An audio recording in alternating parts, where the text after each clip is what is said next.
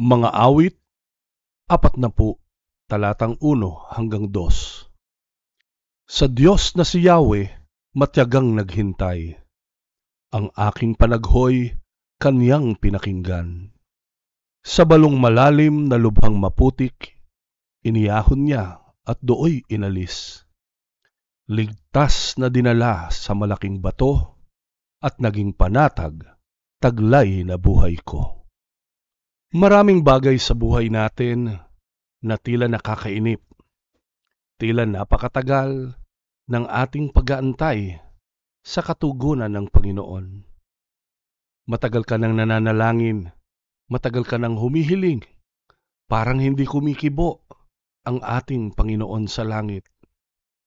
Pero palagi mong tandaan, si Haring David, sa kanyang pagtatyaga, sa paghihintay ng kanyang kahilingan sa Panginoon, nakita niya kung papaano siya iahon buhat sa pagkakasadlak sa balong malalim na lubhang maputik.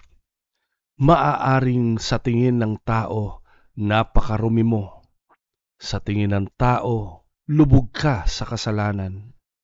Pero palagi mong tandaan, kung ang kasalanan mo ay singlaki ng barko, ang pagpapatawad ng Panginoon ay sinlawak ng dagat.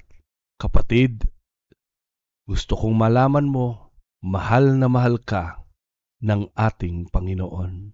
Mag-intay ka, malapit na, paparating na ang katugunan ng Diyos sa iyong mga panalangin.